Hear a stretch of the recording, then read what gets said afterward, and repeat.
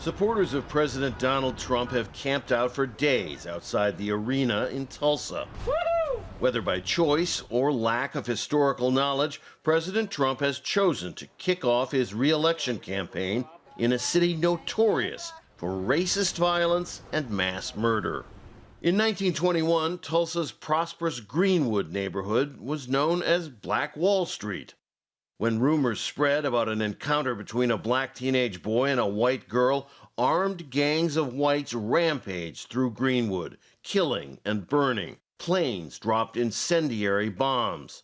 Witnesses said some Tulsa police officers set fire to homes and businesses while others stood by without intervening. Up to 300 African Americans were killed. People saw bodies lined up on the sandbars in the Arkansas River. People talked about how bodies washed up downstream. And there are people who said they saw people being tossed into mass graves.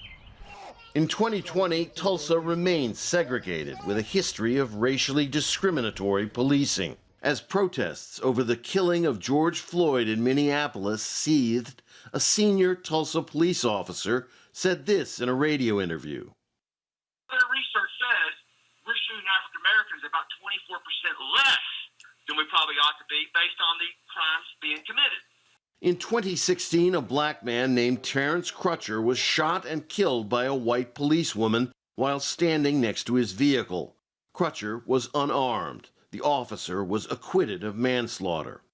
Tiffany Crutcher is Terrence's twin sister.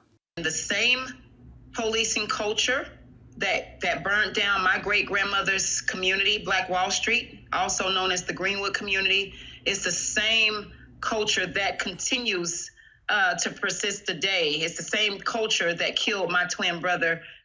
Trump won Oklahoma overwhelmingly in 2016.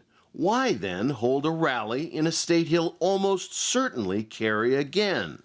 That he wants a crowd of his most sycophantic supporters. He wants a true rally. I think that a large part of the president's re-election effort is going to be hosting these big rallies. The strategy could backfire. We're in the middle of a pandemic, and this will be the first large event since we've shut down everything. If after this rally in Tulsa, it turns out there is a significant outbreak of COVID-19 among attendees, I think that's really going to put into jeopardy the president's strategy.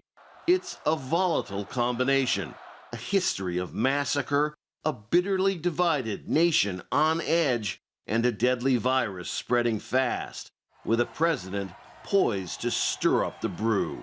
Rob Reynolds, Al Jazeera.